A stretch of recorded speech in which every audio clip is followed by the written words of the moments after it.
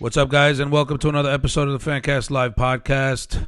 Tonight, I've got special guest Jamie Hollywood Barrett, a good buddy of mine, big Giants fan. We are here to discuss and grade the draft picks made by the NFC East teams.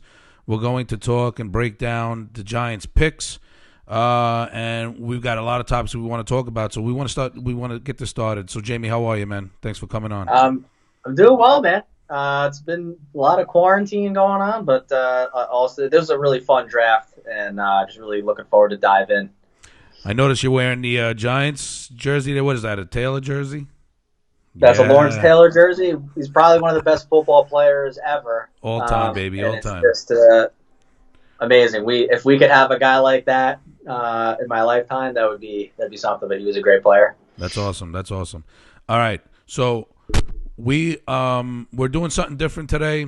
We're gonna, if anybody wants to call in to the show and comment or ask questions to the topics that we're discussing on tonight's show, you're more than welcome to do so. The number is 347-363-3855 if you guys want to call in. You can also text your questions or your comments as well if you guys are shy to come on the show. Again, Jamie Hollywood Barrett is joining me tonight. We're going to discuss the Giants and the NFC East. So let's get this started. I want you, Jamie, to rank how well the teams in the NFC East did in this draft. There's 4 teams. Give me how you rank them. That's pretty good. I think the worst is the East. I think the Eagles. I think they had to have done the worst by default because they need a lot of weapons for Carson Wentz. It just seemed like they couldn't move the ball downfield. They have a veteran defense that kept them in a lot of games, but they had Jalen Samuels, who was a nice find later in the draft from last year. But other than that, they lacked big playability with all their injuries. So they did get a wide receiver with their first pick. I thought there were better receivers on the board, but they ended up taking Jalen Reagor. So that was a bit of a surprise. And then could be the surprise of the draft, or maybe the second biggest next to the Packers. But Jalen Hurts was a very interesting pick.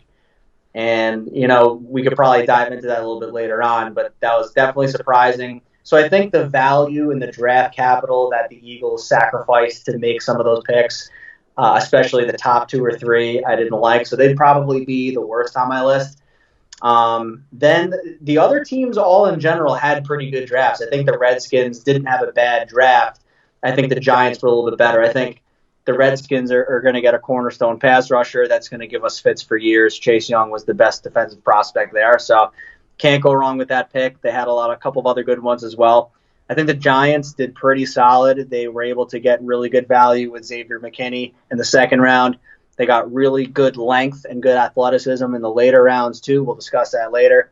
So I think the Giants were second best. Dallas, to me, probably did the best because they were able to get a very highly touted corner, Trayvon Diggs, and they got CeeDee Lamb, who's arguably, he's going to be their number one. Like, I know they have Cooper and they have Gallup and they have a lot of other players, but CeeDee Lamb's going to be that dude, and he's going to be their number one guy within the next year or 2 maximum. So, unfortunately, I think the Cowboys probably did the best, but I think the Giants, not too far distant second. Redskins right there, and then the Eagles, this wasn't their best draft. Yeah, I've got them ranked the same way. I've got the Cowboys first, the Giants second, the Redskins third, and Philadelphia Eagles fourth, solely because of the fact that the Dallas Cowboys, with the 17th pick taking CeeDee Lamb, a lot of people had CeeDee Lamb going earlier in the draft, possibly to the Las Vegas Raiders. He was slated to either go there or maybe a couple of picks before that. The Jets were even looking at a wide receiver at number 11 until they drafted the offensive tackle that they needed to protect Sam Darnold. So that was a nice pick. And to be quite honest with you, when I did some reading up on it, and the Cowboys took a lot of good value in the later rounds of this draft, players that probably potentially should have gone sooner. And I think that's the reason why the Cowboys ended up drafting better than everybody else in the NFC East. The Giants, obviously, with their 4th overall pick, taking Thomas at number 4, the offensive tackle, they've been seeking for a very long time. Actually, I should say since 2017 when Dave Gettleman came on as general manager. He's been looking to rebuild his line, and he hadn't done a very good job of it until this draft. And as you can tell, he loaded up on hog mollies in his draft. And I think, that's kudos to him for doing that. The Giants did pick up some undrafted free agents yesterday or today.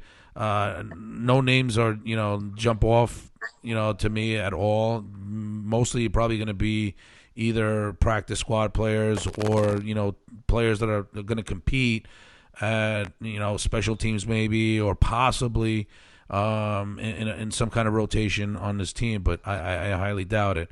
The Redskins taking possibly the best player in the draft. Why am I forgetting his name? Holy crap, how can you forget his name? Chase Young. Yeah, Chase Young. Chase Young. Yeah. Without a doubt, probably the best player in the draft. You know what? They've gotten better. Kerrigan, I think, is not going to be there come week 1. There's rumors that the Redskins might release him or trade him or something. They don't feel that they want to pay him. They rather, go with Chase Young, who's going to be a much cheaper rookie contract. So there's going to probably be some change there. The Eagles, listen, the Hurts pick just didn't make sense to me at 53 with Wentz signing the long-term deal last year. I don't know what kind of they're talking about using them as a potential, in certain packages, maybe for 14 plays in the playbook or something. He might be insurance because Wentz does get hurt. I don't know what the deal is there. I kind of found it a little interesting that they would take a quarterback with so many key positions to fill, but that was kind of surprising to me. But that's the way I rank them.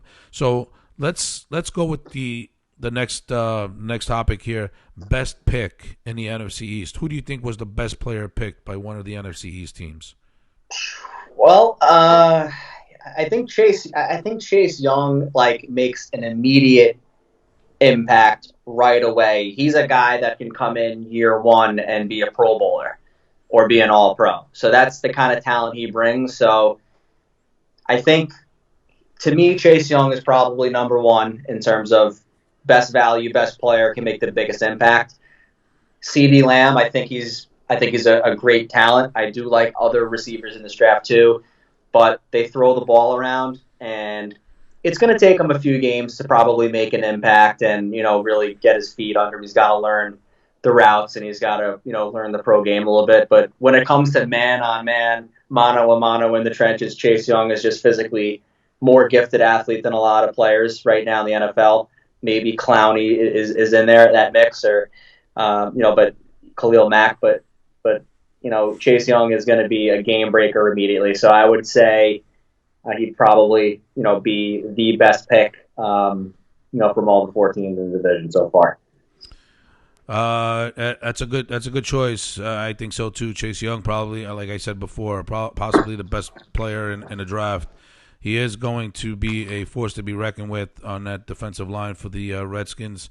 Now, I don't know how much it improves their defense. I don't know too much about the Redskins' defense. I know they're making a lot of changes over there with Ron Rivera coming on as the new head coach, and they got a whole new coaching staff. So a lot of changes are coming. They definitely want to improve this team. Daniel Schneider, the owner, is clueless when it comes to running a football team. We've all been saying it for a very long time that he needs to step back and let the front office personnel run this team, make the drafts, make personnel decisions. And I think that once he realizes that that's what he needs to do, maybe then the Washington Redskins will probably end up becoming an organization that's not a laughing stock, because right now that's what they are. Dwayne Haskins was drafted last year. A lot of us believed that Haskins was maybe the best quarterback in that class last year. He ends up going, what would he go, 17 to the Skins last year? Was it 17? I think it was, I think it was 17. or 15 are in that mix. Yeah, unfortunately, we thought we were going to get him. Yeah, yeah. I mean, the Giants were thinking about getting him at number 4, number 6. 6. But the fact of the matter is that Dwayne Haskins went into a really bad situation in Washington. As we know, Gruden got fired. Ron Rivera is now the head coach. A lot of us feel that Dwayne Haskins didn't get a fair evaluation last year, because I honestly feel that he got set up to fail by former head coach, what's his name, Gruden. Right. And the thought was that maybe the Redskins would sneak in a quarterback at number 2, but fortunately for them, they made the right decision by staying with Haskins and going with Chase Young. So that's my best pick. Most surprising to you? Most surprising pick in his draft for the NFC East? This isn't really a hard one. This is definitely, Jalen Hurts. I mean, I've seen this kid play many years. Being a Georgia fan, I watch a lot of his games.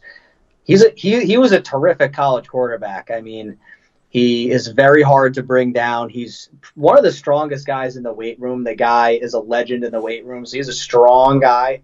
He's the most unselfish player I've ever seen. I mean, he takes Alabama to, a national championship, and then he gets pulled the second half. And then, Tua Tagovailoa comes in and wins the game, loses the job. He goes into packages during the regular season when he's playing. And then in the SEC championship against my Bulldogs, he comes in, and when Alabama needed more of a running game and Tua couldn't provide that, he did that. He then goes to Oklahoma, absolutely, does an unbelievable job in that system that just churns out quarterback stats like it's nobody's business. So he had one of the best college football careers as a quarterback. And he's a guy that's a winner. He's a champion. He, is a great guy all around. But how does that translate to the NFL? He's a smaller quarterback. The NFL is experimenting with a lot of these, we hate to say, the Taysom Hill type of it was the Wildcat a few years ago, and now there's going to be the running quarterbacks to kind of change the defense up because the defenders are so athletic. So it's a mismatch on the field. Doug Peterson likes to do the trick plays. He loves to run these, types of plays for the quarterback. Wentz can do some of the zone reads, but he does get hurt a lot. So maybe Jalen Hurts being a zone read option is the reason why. I'm trying to give him the benefit of the doubt here, but it is a surprising pick because the Eagles needed a lot more. They have a very good veteran defense, but they're a veteran defense that's older. They do need some young blood on that defense to kind of keep that going, and I think they could have done a better job in round 1. But that's why Jalen Hurts to me was very surprising, because there was a lot of other players on the board that they could have taken. I just don't see how Jalen Hurts helps them win more football games next season in a drastic fashion when there were other second-round picks available where they could have seen a little bit more value. So it was just a bit surprising to me. Yeah, I totally agree with that. The fact is, the Eagles end up winning the NFC East last season. They end up going to the playoffs. They had a lot of injuries. At the wide receiver, on defense, you name it. They had a lot of injuries, but they still, with all that adversity, they still end up winning the division. They still end up going to the playoffs. Yeah, they lose, don't make it too far, but the fact of the matter is there was a team inside this division that was slated to be a lot better than the Philadelphia Eagles, and you know who I'm talking about, the Dallas Cowboys, because every year in and out, year in and year out, this Dallas Cowboys team is supposed to be the favorite to win the East, and it's supposed to be the favorite to possibly get to an NFC Championship game, and they haven't done that since what, 1990. They've choked. Something like that. It's been 20.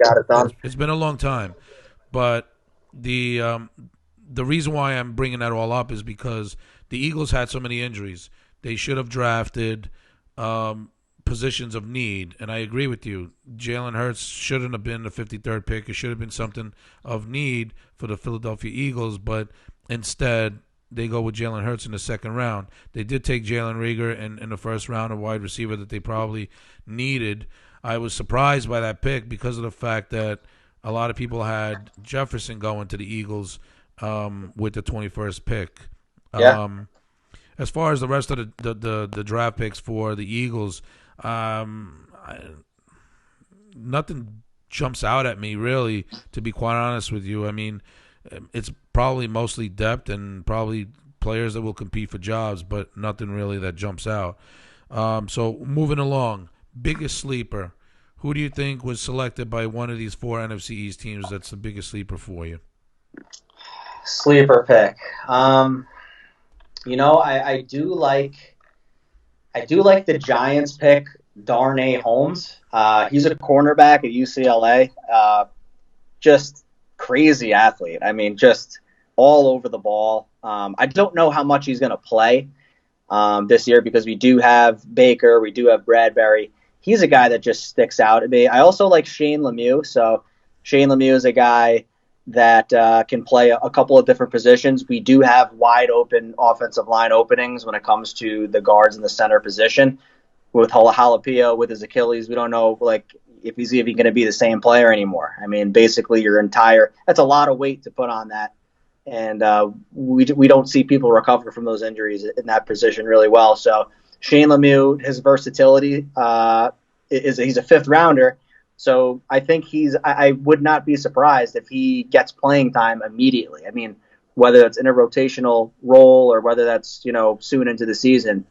So that could be a sleeper for me. And they're really high on him, and he had an impressive tape. So I think, and he was, he played with Justin Herbert, and he was a guy that Herbert really vouched for and said, this guy's a really good player. So in terms of the other teams, didn't really dive too much into it. I mean, I do know Trayvon Diggs is, he's probably a solid corner. I think he could be really good. Not as good as some of the other corners that were in the draft, but for the Giants, I do like as sleepers. I think Shane Lemieux, it's a great name. You know what I mean? Lemieux is just a great name. Like, you got to figure he's going to do some good things. We got a Brendan Lemieux on the Rangers, and now you got a Shane Lemieux. So I'm rooting for him. Hopefully he can be the sleeper. So I like him and Holmes as a sleeper for the Giants. Yeah, I was looking up and down this list of players drafted by NFC East teams, and the one that really jumped out at me, and the reason why it jumped out at me is because I read up on him, and his name is Bradley Ane. He's an edge rusher out of Utah. Now, Utah's defense in college ranks was ranked up there as one of the best in the country. I think he's 6th, 7th maybe. Uh-huh. But his name jumped out because, and the reason why I did some research on him is that he was slated to go a lot sooner in his draft, and the fact that he fell to the 5th round, and the Cowboys were able to get him, and so many teams passed on him. It was just, it was mind-boggling to me because of the fact that he's such a talented player, and he gets to the quarterback very well for an edge. And I think he had like 17 and a half sacks in the last 2 years, I think, at Utah. So pretty good player, I think, is Bradley Ane, 5th round pick by the Cowboys. As far as the Giants are concerned, yeah, I mean, you hit the nail right on the head. I think Shane Lemieux, Darnay Holmes, I mean, Matt Pert, they're all going to contribute one way or another on this team this year, either in the rotations or beat out whatever the competition is right now. I don't count it out. That kid Carter Coughlin is another kid we should watch. He's an edge rusher out of Minnesota. A lot of these players that the Giants drafted on, especially on defense, are very small, especially the linebackers. A lot of them need to put some size on and some muscle and possibly some weight because they all seem to be a little small and a little light on their size and weight. Yep. So I agree with you there in terms of the linebackers, and when you get into the fifth round, that's pretty much what you're left with. But what I'm seeing, Connolly last year, he's not a big guy either, and he was really productive in tackling. So I think what I'm seeing from a lot of these picks was length. I mean, Thomas, longest arms in the draft. Part, same thing. Just a lot of length. I think when you have edge rushers like DeMarcus Lawrence and for Dallas, and you have Brandon Graham, and you now have Chase Young, you need long arms to push people away from the quarterback. I think the Giants are thinking that. Joe Judge seems to be a guy that has his traits and what he's looking for. So I think length was Joe Judge's stamp on this draft. Getting players that, they might not be the best player at their position, but they got good arm length. They got big hands. They can move people around. So if they do make a mistake or they don't adjust, they can, make the play on the fly. So that's what I was seeing. I wasn't like blown away with the speed on some of these guys. But I think the football sense was definitely there, and I think the value was there. Look, you can't overcomplicate it, and I think he knew that after his first draft. We didn't need a quarterback or anything like that, so needed an offensive tackle. We could debate Wirfs and Thomas all day. I love Thomas. I think Thomas is going to be fine. But that was the Giants guy. They loved his footwork, and they loved, again, his length. I think that's really what set him apart from the other tackles in the draft. That's really what they were looking for. Awesome. So let's review the New York Giants picks from round 1 to round 7. Number 4 overall, Andrew Thomas, an offensive tackle or left tackle out of Georgia.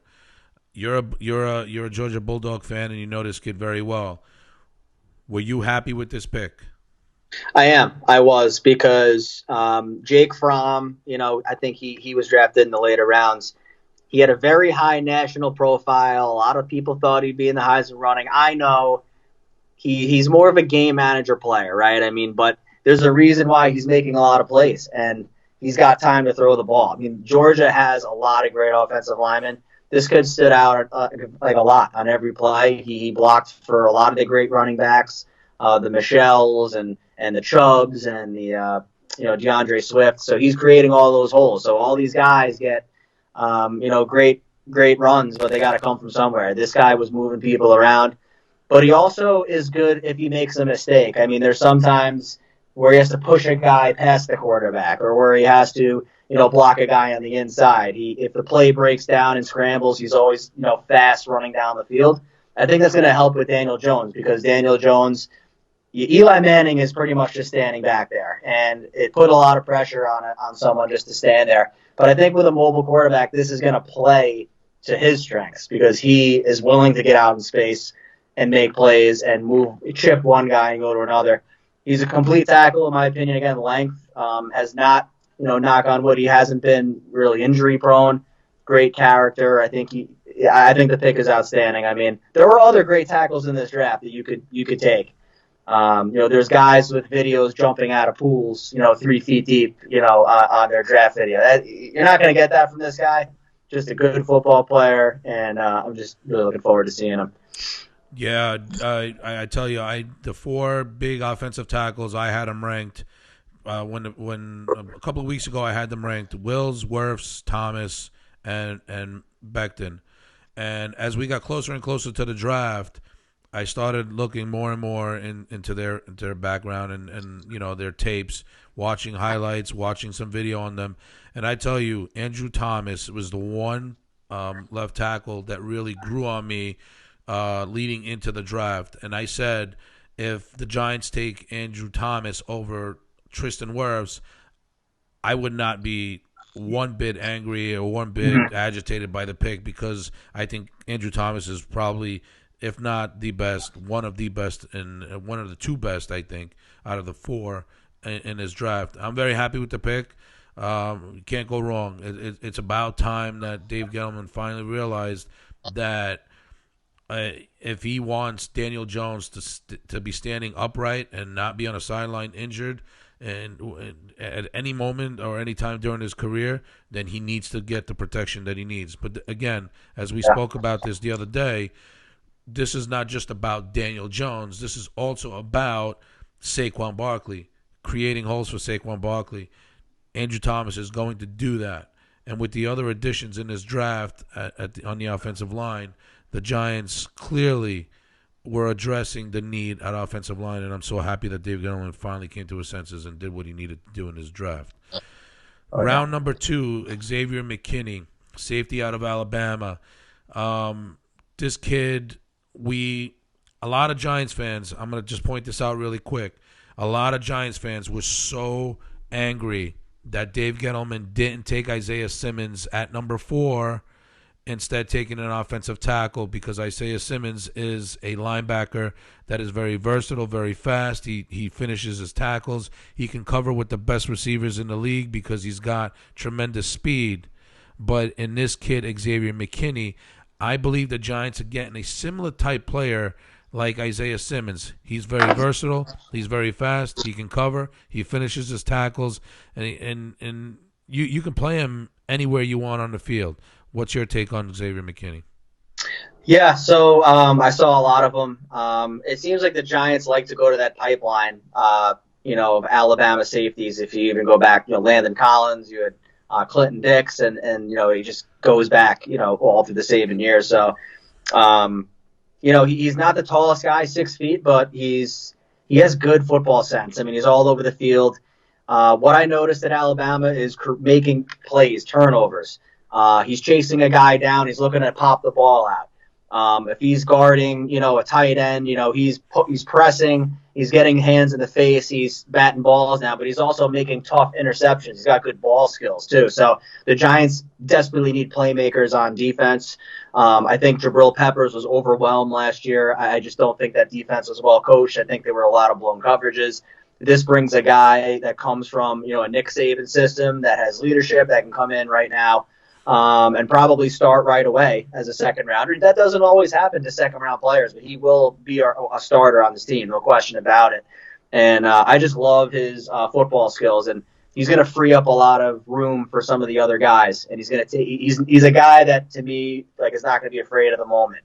He's played in a lot of big games in his career, and he's played well in those games, which is very important. And playing in the SEC, you're playing against the best. You're playing against LSU receivers, and you're playing against, Mississippi State, you're playing against Georgia, you're playing against these teams. So I think the pick is great. He was a high-graded player on a lot of mock drafts going in the first round. I did not think he'd be here. When me and you talked last week, I thought it was going to be Delpit. He ended up going to, a different team. But I thought that McKinney would be off the board. So for him to be there at 36 was a value you could not pass up. So I think it was an easy pick, but I also thought it was a really good one. And anytime you can get a guy in the second round on the defense and come in and make plays, that's you really can't go wrong. So it's a solid pick. Did good on it. Yeah, I mean, granted, the Giants took him at 36 in the second round, but he was slated to go late in the first round. So the value that the Giants got out of Xavier McKinney in the second round at 36, I mean, they got themselves a first-round player at 36, so that was a good pick on Dave Gettleman's part. Round number 3, Matt Pert. He's an offensive tackle out of Connecticut. Very big, long arms. He grew up rooting the Giants. Eli Manning was his favorite player. I saw an interview on YouTube with Bob Papa. Great kid, great personality. He comes from a Jamaican family. I mean, I was impressed with him. I really was. I mean, he said all the right things and did all the right things. And he's excited to be a New York Giant. And I think the Giants are going to have a really good offensive tackle. Now, again, it all depends on where exactly and when exactly Matt Pert is going to play. He might be in a rotation. He might just, they might have him develop a little bit before they get him into a rotation. He eventually might, be a starting right tackle at some point when the Giants decide if they're going to release Nate Solder after the 2020 season or possibly even move him to the right side. I don't know what they're going to do with him, but, that's what's eventually going to happen. What's your take on Matt Pert? I think it's a great pick. Again, a good value pick. And, you really love to get guys that are from the area. The Giants did this years ago with Victor Cruz. They took him in the third round, and he was, from the area. So I just like that. Joe Judge comes in. He wants to build a team that has the character of the city. And this definitely shows that. He's from the Bronx. Long arms. I mean, one of the longest arms in the draft as well. Good speed, good footwork. But what I love about this pick is that it develops competition on the roster. So you got Hernandez coming back. you got Gates that's probably going to be in the mix. They might move Gates to center. He'll probably compete with Shane Lemieux. We'll get to him. But now you have Matt Part, and you have the other guys on the other side too. So I think he's going to be a guy that comes in right away and challenges the other linemen to be better. And where I see him fitting in is probably, like you said, on the right side, either at right guard or at right tackle. I just going off of what we've discussed, it looks like Solder, for just looking at it right now, is most likely going to be right tackle. The guard, you could move Part to a guard, and that would be on the right side because you do have Hernandez there. So he could compete for a spot, and he's going to have an opportunity to do that.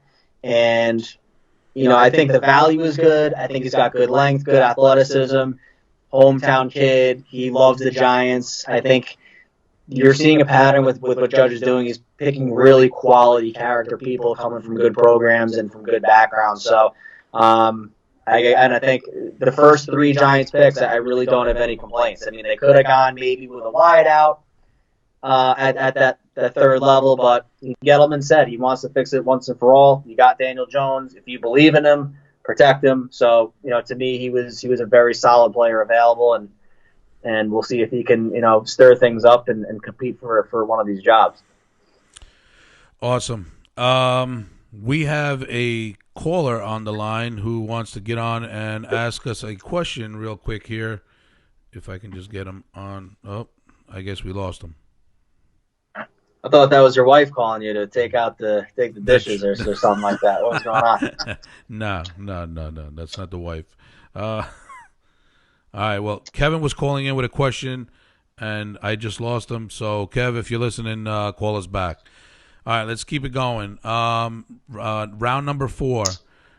We spoke briefly of Darnay Holmes. He's a cornerback out of UCLA. You like him. The one thing I do want to add to what you said earlier is that he is a tremendous talent at cornerback, but he also can contribute in the return game. He did a really, really good job. I saw some video on him returning some balls at UCLA, and he's a tremendous, tremendous talent returning balls. So that is an A+ for me when it comes to drafting a player, especially when a player as versatile as Darnay Holmes. What's your take? Yeah, at Joe Judge, you're seeing the special teams background come into play because this is really his wheelhouse, is getting players, and he has a lot of input in the past drafts with the Patriots of the lower round guys, because a lot of the lower round guys, if you notice the Patriots, they always had guys like Matthew Slater. They always had great special teams. How many times have we seen the Patriots totally change a game with special teams? They won games last year because of it. So there's a reason for that, and Joe Judge has an input on those players. So he's one of those guys, to me, that's going to compete right away to return punts, probably with Jabril Peppers. But I think as a rookie, they do like to give those duties to a rookie. Very impressive, 4.48. I mean, speed guy, not the biggest guy, but just a freak athlete, just a great athlete, can jump out of the gym, can make plays. He's a guy that I think can come into rotation on the back end for heavy wide receiver sets. He can probably match up with someone deep in a double coverage scenario. We don't know how he's going to play out, but he's going to compete for a number of different jobs. I think it was a great pick. We do desperately need a little bit more on the special teams, whether that's in the coverage, whether that's punt blocking, or just that we need a football player that can make a difference. This guy might be able to do that. So I think I really like this tape as a corner. But I think in terms of what he can add to the special teams, I think that's the most intriguing part of this pick because we do need some excitement. We got to make the most of our opportunities.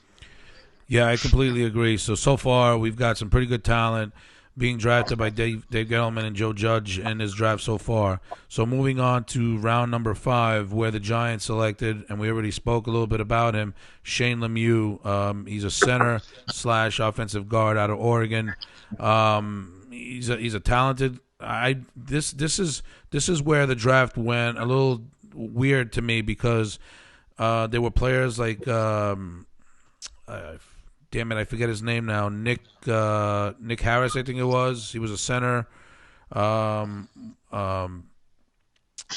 Matt Hennessy out of Temple was also out there. And then I also thought that the center that the Cowboys took, let me just look his name up real quick because I don't want to screw it up. Tyler Biadasz, I think it was his name, center from Wisconsin. I thought he was on the board, but didn't realize that he had come off. And those were two picks I thought the Giants should have taken with this pick here, but instead they go with Shane Lemieux instead. I didn't realize that he also played center, but he played mostly guard on the offensive line. What's your take on Shane Lemieux? I know you spoke a little bit about him earlier, and just to wrap up on Shane Lemieux before we move on. Yeah, so I think in the later rounds, I think it's good to get a guy that can compete for multiple jobs. So obviously, it's no secret we need offensive linemen badly. I think the more competition, the better, especially with a new coach. I think a new coach deserves, if he has a problem, which is the offensive line, you need as many talented guys to be in the mix so he can make the best judgment to put on the field. And Lemieux is a guy that they can try to play him at center. So I think that's the thought process right now, is to have him compete for the center position.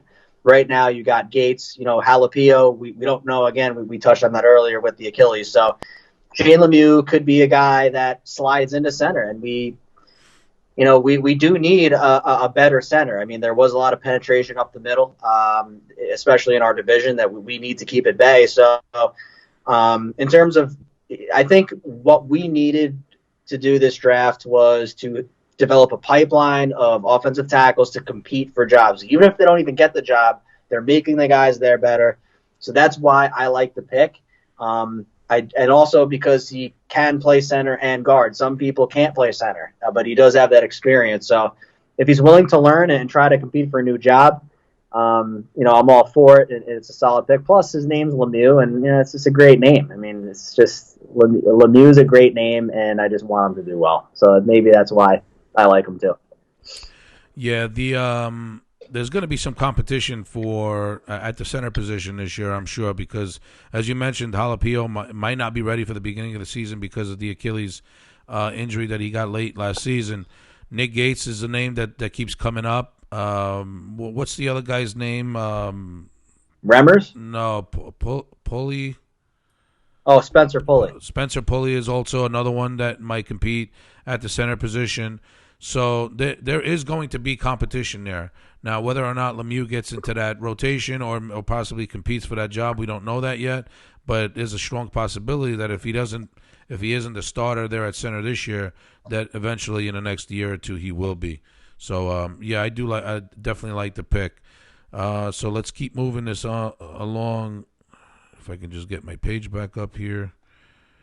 In the 6th round, the Giants take linebacker Cameron Brown out of Penn State. Again, this is a linebacker, plays hard, plays strong, but is a bit small for his size and weight. But I saw videos of him today on YouTube. Guys, if you get a chance, there are plenty of highlight films on these players on YouTube. If you get a chance to watch them because it defines who these players are and what they're capable of doing. Because their size might not say linebacker, but their work ethic and their strong finish on tackles does definitely say that they're legitimate linebackers. But I like Cameron Brown out of Penn State. What's your take on Cameron Brown? I did like Cameron Brown's video a lot. Long arms. Again, he seemed to go sideline to sideline pretty well. Doesn't strike me as a guy that's going to be good in coverage or drop back and make plays. Like, he's not going to intercept passes or guard tight ends really effectively, but he is a guy that's a gamer and can come in and I think really compete. He seemed to be making a lot of tackles from what I'm seeing. He's got good arm length and strength, stopping guys at the second level. So I thought his tape was very good. And we did sign a lot of linebackers in the off season. We're all bringing some guys back. We cut some guys. So nothing wrong with some healthy competition. I think that's what he's going to bring. And the tape was definitely solid.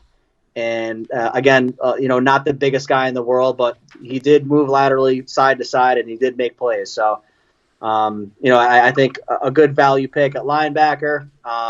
The other guys that were available, they still do need wide receiver help. I know they signed a lot of guys in free agency. after the draft, and we might get into that. But, I think they could have gone with a wide receiver. They could have gone with some other people to plug in and compete for spots. But, I got to trust what Joe Judge is doing here. Cam Brown does look like a guy that has good quickness in an area and can make tackles. So we do need to make tackles, and maybe he can help us do that. Good points. Moving on to round number 7. Here we took we had 4 players that we took in the 7th round. Carter Coughlin, we spoke briefly about. He's an edge rusher out of Minnesota. T.J. Brunson, a linebacker out of South Carolina. Chris Williamson, a cornerback out of Minnesota. I thought that was a pretty good pick as well. He's another one that's versatile. He does play in special teams and return in a return game, which is really good. You can never have enough of that. And Joe Judge, knowing where he comes from, being that he was a special teams coach in New England, special teams is a huge priority for him, because where a lot of head coaches neglect special teams, Joe Judge is not going to neglect the special teams. Nope. He's going to expect the best out of his special teams, and he's not going to tolerate any bull out of any player. So and then the last one, the Mr. Irrelevant, Tate Crowder, linebacker out of your favorite team there, Georgia. Yeah.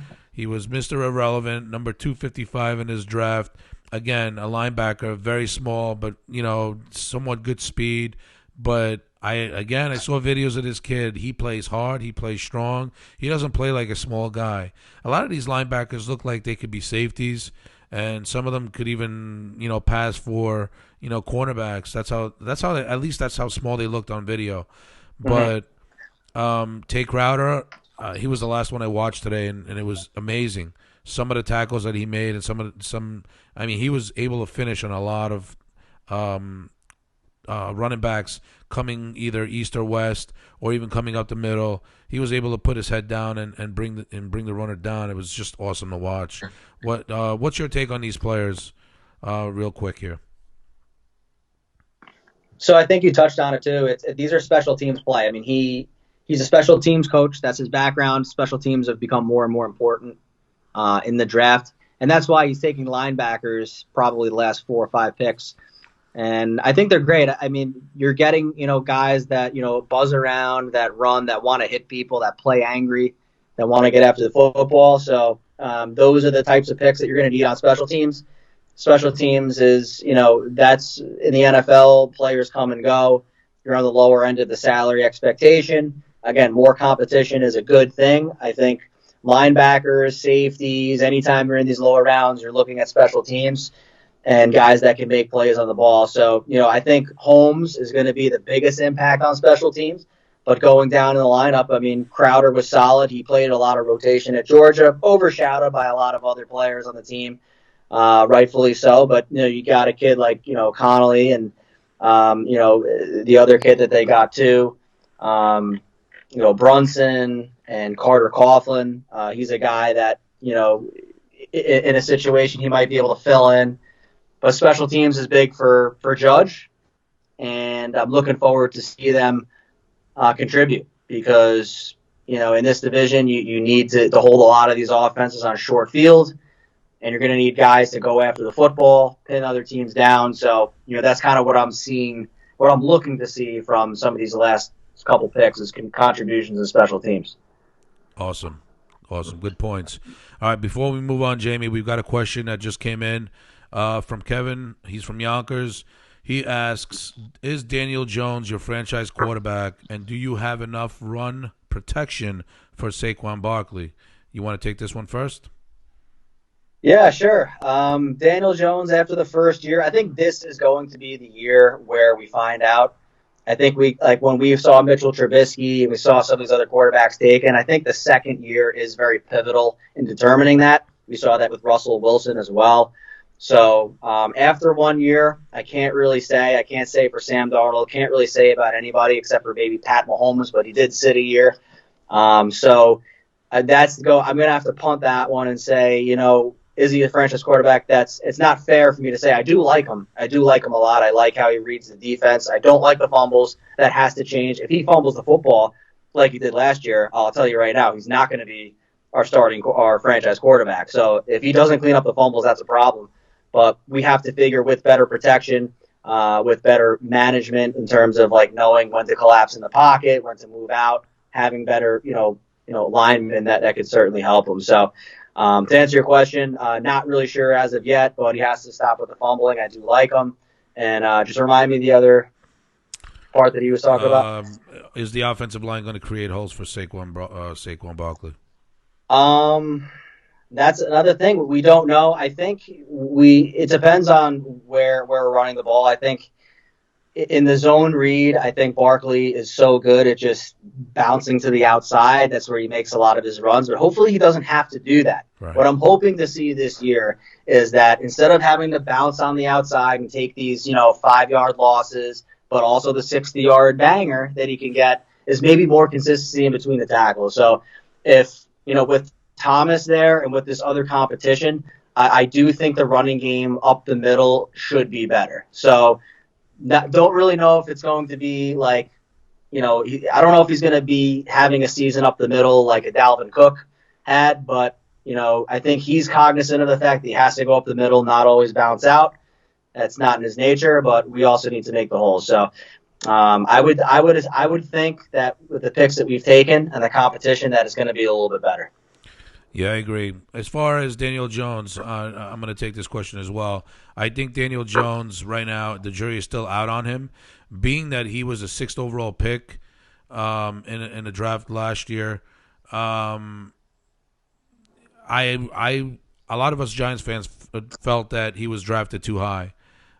Many of us felt that Dwayne Haskins should have been the pick at number 6. If anything, that didn't work out. The Giants felt they liked Daniel Jones a lot better than they did Dwayne Haskins, so they made him their 6th pick. Would the Giants have would the Giants have been able to get him later on in the first round?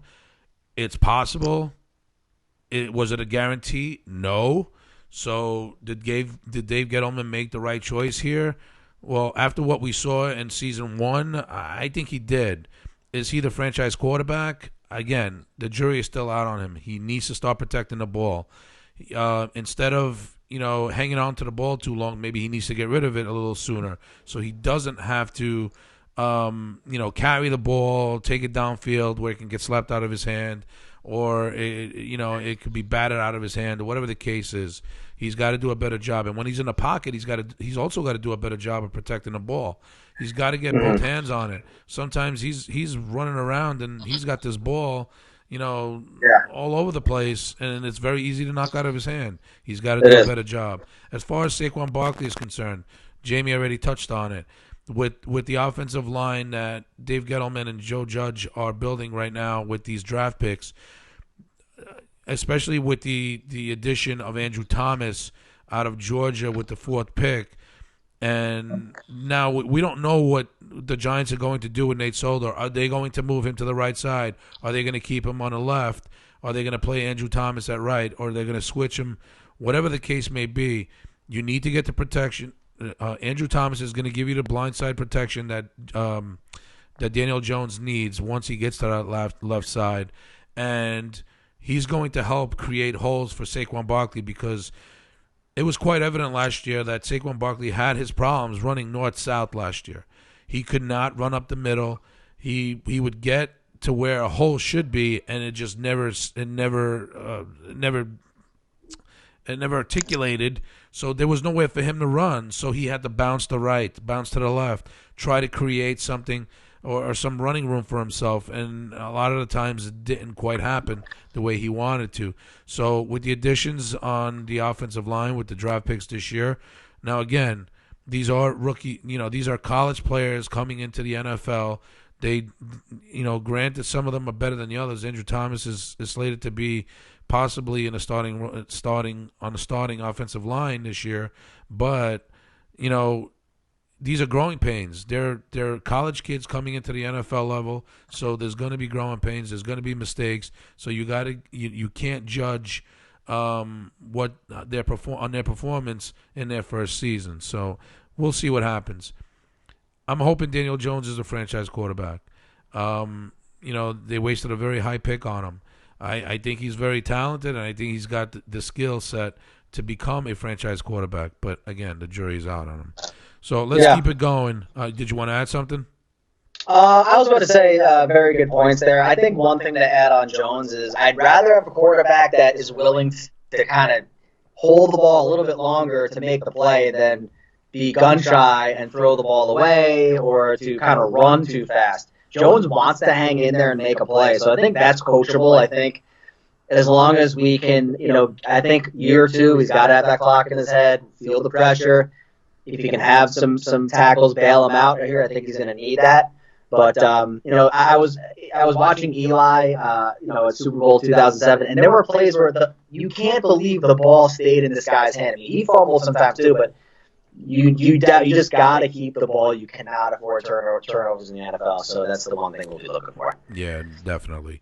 So we're going to keep this going. So now we've discussed all the draft picks by the Giants.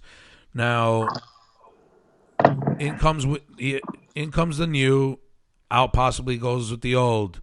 So with Andrew Thomas coming in as the 4th overall pick, and being that he's a high-valued draft pick and possibly can start right off the bat in day one,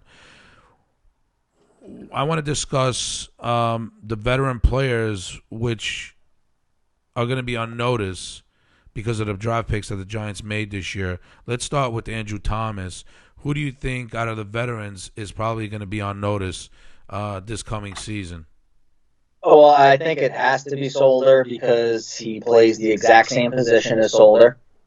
And when you put a first-round pick at that high, draft equity at number 4, he's going to come in and probably start. So you're moving to a position that's not the blind side, but also it's the age and also the contract. Gettleman is hit or miss on the signings. He's done okay with the draft, but Solder, he's going to be playing on a different position. He's going to have a lot of pressure.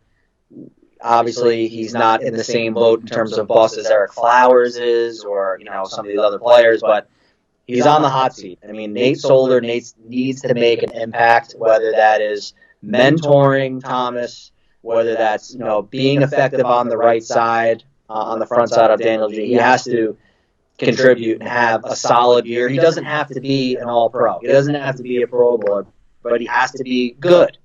Because if he's good, then you do need good linemen, and you can start and you can play. So he's definitely the one that's on the hot seat to me, just simply because he plays the same position as Thomas, and Thomas is a rookie, and he's making a high-paid contract for his position. Yeah, no doubt. Andrew Thomas definitely is going to have some kind of impact on Nate Solder's either his job, his career, or a little bit of both here. There's going to be discussion on whether or not Andrew Thomas is going to start on the left or the right. Regardless, you're going to have two tackles in place. I give Solder another year. I don't think he's going to play beyond 2020. I think once 2020 is done, I think the Giants are probably going to part ways. I think they're going to part ways with Nate Solder. I think he's just getting paid way too much money. And it's time to move on. And I think they're going to hang on to him for one more season. Does he move to the right side? There's a good chance that he does. Because Nate Solder just had a very bad season. Very bad 2 seasons now with the Giants. He's not playing up to par. He's not playing according to what his contract is paying him. We can debate that and we can discuss that all day long. It's just a mere fact. And if Andrew Thomas comes in here and excels, there's a good chance he will play left tackle and protect Daniel Jones's blind side, because you definitely want Daniel Jones' blind side protected. Nate Solder didn't do a very good job of that. Daniel Jones was running for his life most of the time last year. I think he was the 5th most or 6th most hit quarterback in the NFL last year, and you can't have that. And he didn't even play a full season. He only played 12 games. Yeah. So that tells you a lot. So, I mean, pretty much that's going to go for the rest of the offensive linemen that the Giants drafted. Matt Pert, we discussed, he's probably going to need a little more development as far as footwork is concerned and whatnot. Same goes with Shane Lemieux and everybody else that the Giants drafted for the offensive line. So the future is bright for the Giants offensive line now. It's finally been addressed. I can't stress enough how happy I am that after 3 years now, after 3 drafts, Dave Gettleman finally addressed the offensive line like he was supposed to, like he had promised he was going to. Yeah, he went and signed Nate Solder. He went and traded for Zeitler last year. He was good. He drafted Will Hernandez. He was pretty good. So the nucleus is there. Now it's just a matter of just putting it all together and finally ranking as one of the best offensive lines in the league instead of one of the worst.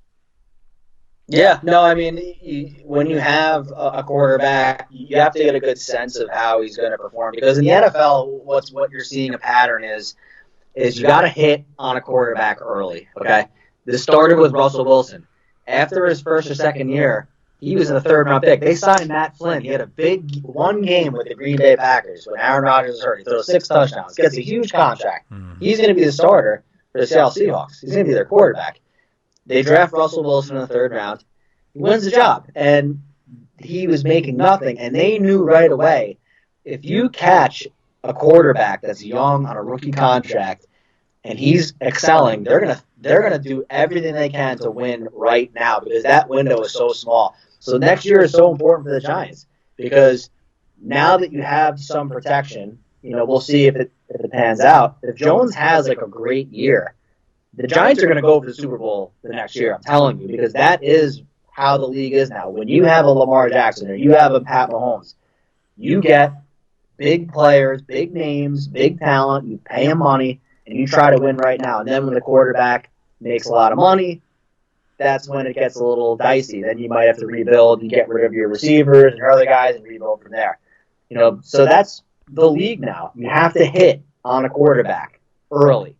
Because once you do that, and he impacts the game, and he has the ball every play, and he's putting up points, that's when you stock up on the veterans, and you get in these really elite-level players.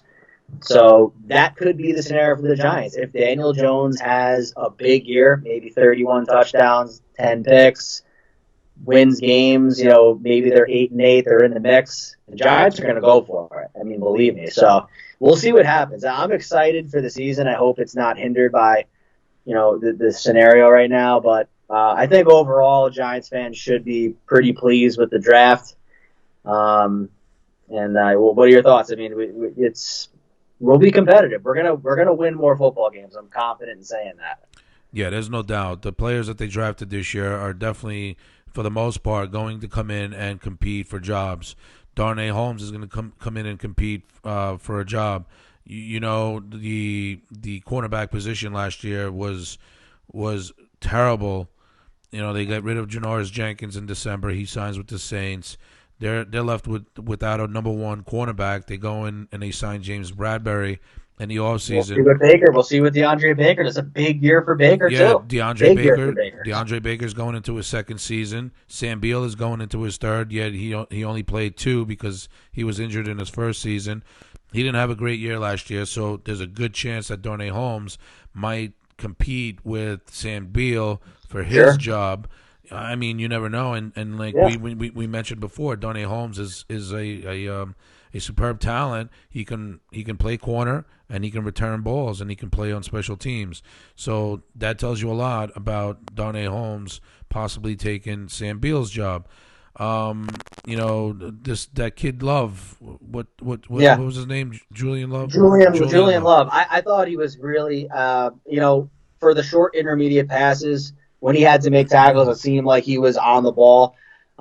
Seemed like he has good football sense, and he played bigger than his size. So he's a guy that just seems to be a really good football player. I think Judge is going to get a lot out of him, special teams. I expect him to be in the nickel. A lot of teams, like when you play against the Cowboys, they're going to throw the ball a lot. I know they have Ezekiel Elliott. Of course. It's interesting to see what McCarthy does. because, last year when they had Kellen Moore, they threw the ball around a lot.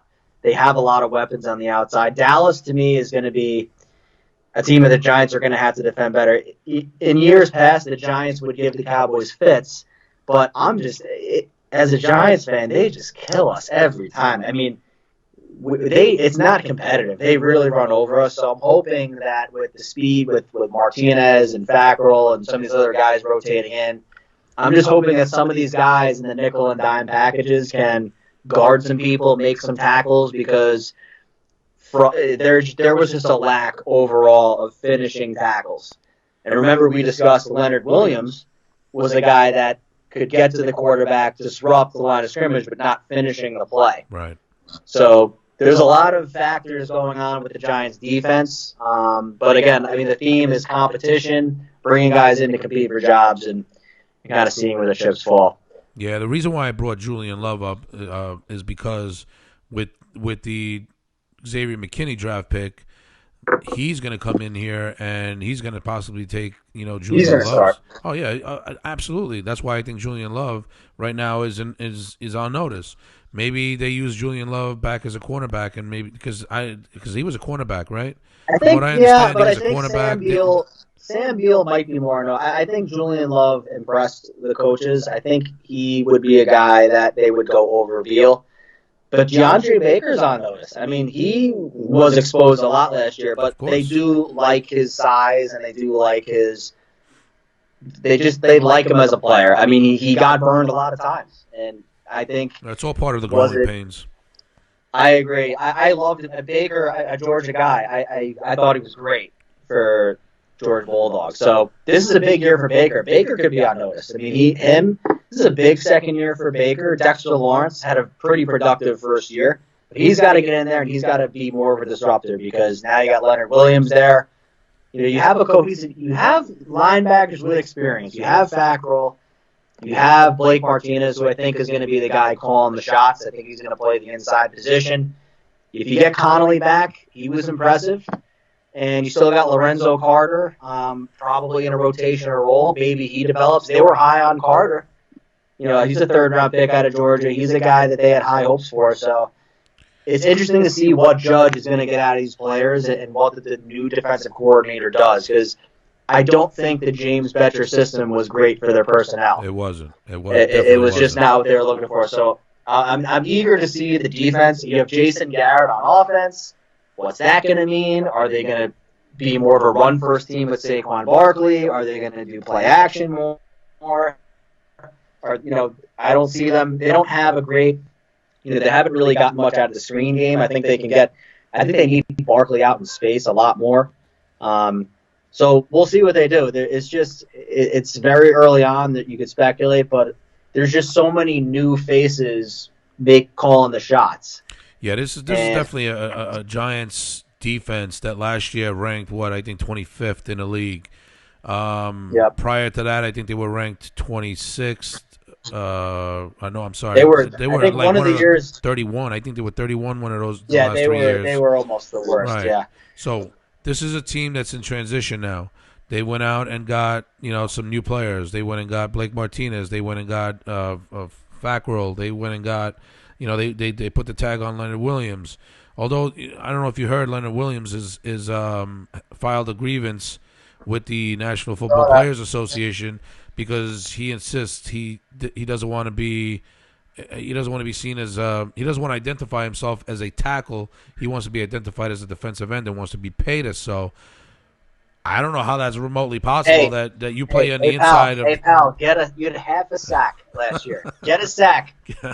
If you want to be a defensive end, you have to have a sack. Yeah, exactly. I couldn't believe it when I read that. I couldn't believe it. I'm like, you're not a defensive end. You've never played on the end. And your hair is not as good as Troy Polamalu's either. So don't try to kid yourself. All right. But this is a big year for him too. But this is what's going to happen with Leonard Williams. If he has, let's just say he has 14 and a half sacks, the fans love him, he's going to want to sign for a crazy amount of money, and the Giants should let him go, and they should just draft one. But if he stinks, then, all right, whatever, let him go. I don't see him being part of the future. Him and Nate Solder, to me, both on notice. Leonard Williams has to be a difference maker for the Giants. Even if he has a really great year or a good year, I don't know if they keep him out but that was a Gettleman guy. I mean, he's a Gettleman guy because he loves the defensive tackles. So they traded a 3 and a 5. They get him, and Joe Judge is stuck with him. But we'll see what we can get out of him because I will give it to Leonard Williams. There is disruption at the line of scrimmage. He does do a lot of good things on the run game, but he just does not get to the quarterback. So I didn't see him line up outside that much last year. So because they did play most of the 3-4. I don't know if they're doing a 4-3, if they're going to have two guys coming around the edge. I guess that would be Lorenzo Carter. You have Lawrence inside, so don't forget BJ the Giants. Hill. Yeah. So I don't know what the Giants are. They still need a pass rusher, but the Epinanza guy was a good pass, but there wasn't a dominant edge rusher besides Chase Young.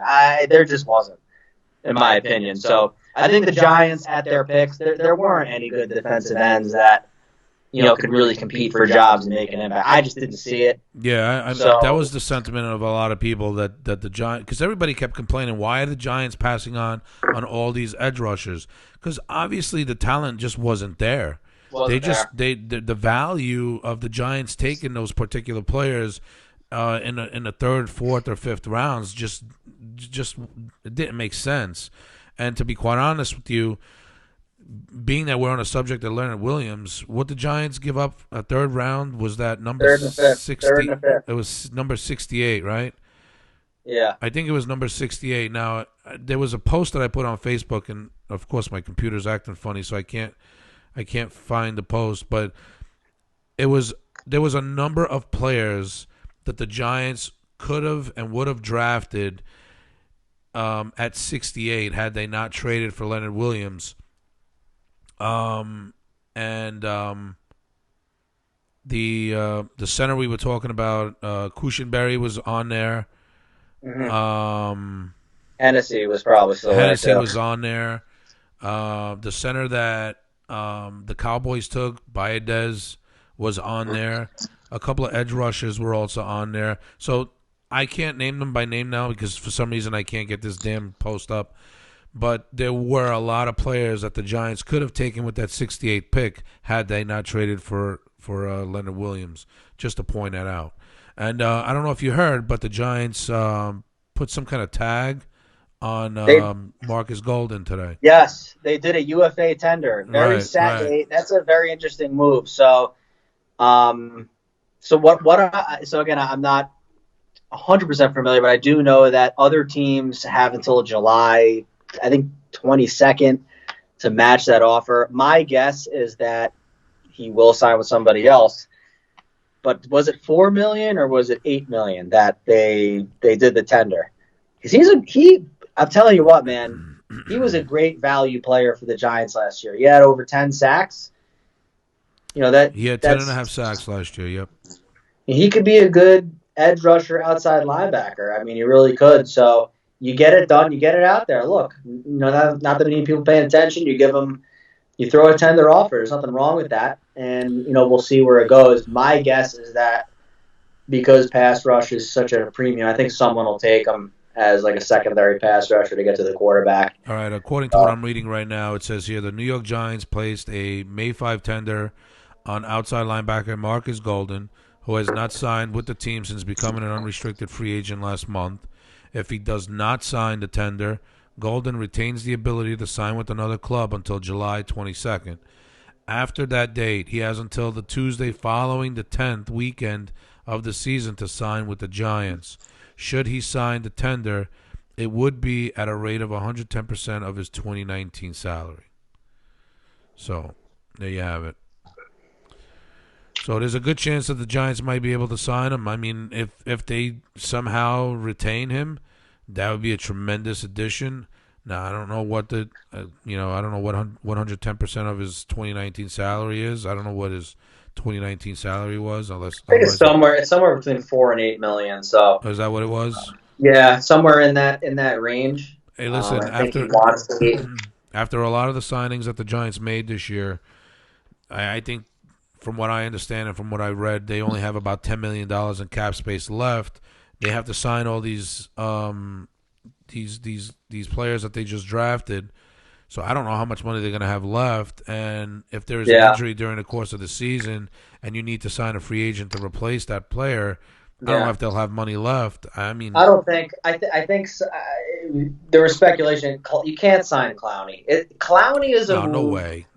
Here's when you sign Clowney. If Daniel Jones threw 40 touchdowns and 12 picks last year, and he's like, wow, we're short on a lot of positions, but this guy can really sling it, then you sign Clowney. He's a guy that would be a smart add-on to a team with a young quarterback, a team like Baltimore, a team that's going to be ready to win. Those are or Seattle. I mean, you have to have – it has to be the right fit. The Giants are not the right fit. As much as I think Clowney's a great player, I mean, you need youth, cheap, that is on the rise in this case. And then the only way in today's NFL, if you have a shot, is if you have a quarterback that can get the job done. This isn't when you had Brad Johnson in 2002 with the Tampa Bay Bucks. That doesn't happen anymore. You need a quarterback that can make plays and be an elite level player. It just doesn't happen anymore. You don't have teams winning Super Bowls with like average quarterbacks. And the other way to go around is a team that's already established and then get a veteran. So Tampa Bay is smart as well because they have a lot of veteran guys, and they're bringing in Tom Brady. And that's another thing, they're trying to win the next 2 years. And if they don't, they will break it up. I mean, so you just have a small window you have to take advantage of. So that's why what I wanted to discuss with you, too, is Saquon Barkley. I mean, the Giants, obviously the Giants would love to keep him forever. Let's just say the Giants, they're 5-11, 6-10, and, they're struggling a little bit, but they're getting better. Do they keep Barkley? I mean, do they keep him? I mean, he's going to want to get paid, $20 million a season. He's going to, and Le'Veon Bell made, $16, $17 million. You think Barkley's going to get anything less? It's not going to happen. No. So it's just not going to happen. So especially if he's healthy, has a good year, you got to sign him long term. What do you do with Evan Engram? They do love Caden Smith. I thought Caden Smith and Jones had great chemistry last year. So they also signed Levine Toilolo. Yeah. Very tall. He played it with Andrew Luck at Stanford. He's a tall guy, big. Yeah, big I think if anything, he helps the offensive line. He's a great blocker from what I hear. So I don't think he's that much of a talent as a receiver, but he's more slated for blocking schemes and stuff like that. So, but they love Caden Smith, and Caden Smith was a late round pick, a good Gettleman pick. He had some good plays last year. So what did we do with Evan Engram, who is such a weapon? I mean, this guy is there are some games where he's the most talented player on the field, can't stay healthy. So it makes sense to keep him for now, but do they keep him and Barkley in the future? These are things that Judge and company have to think about moving forward, because you want to win a championship. So I think Jones has to have a very breakout year. If he fumbles the ball like he did last year, Giants might be looking somewhere else. Yep. Yeah.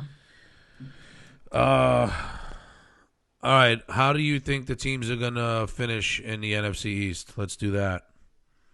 Wow. Well, I think the Redskins still have a lot of problems because, I love Ron Rivera as a defensive coach because he had some powerhouse defenses in Carolina that went to the Super Bowl. So I like Rivera with the defensive talent coming in and that they have. But quarterback is uncertain. Their offensive line is very shaky.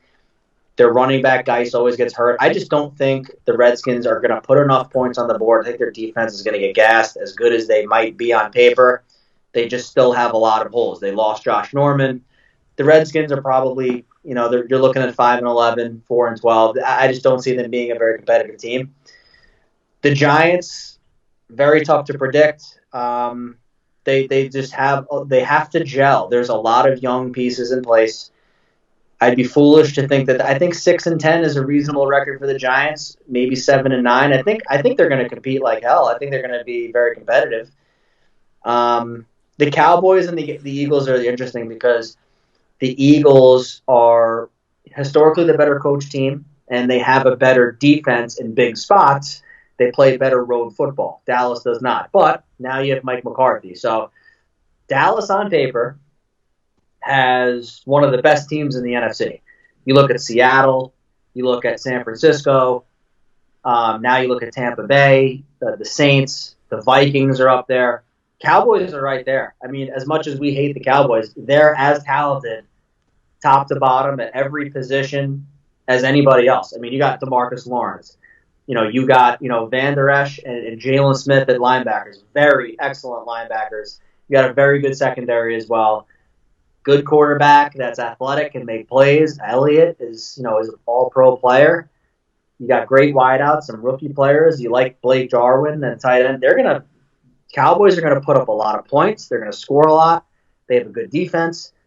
It boggles my mind how they didn't win the division last year with that talent, but either Mike McCarthy clicks with Dak Prescott or he doesn't, right? So that's kind of the challenge. Mike McCarthy's on a lot of pressure. So I think Dallas will finish the best, but they have the most pressure. Because you think if Mike McCarthy doesn't win a playoff game in the next 2 years, he might be out. Because this team is built to win right now. There is no excuse for them not to win the division. You let go of Jason Garrett, you bring in Mike McCarthy, you have CeeDee Lamb now too. They got to win the division, or else there's going to be hell to pay. But I think Dallas, being Dallas, is probably 10-6, 11-5. They probably take the division. I think the Eagles are just not there. They really blew it with the second-round pick. I think they get hurt too much. Wentz is just unreliable.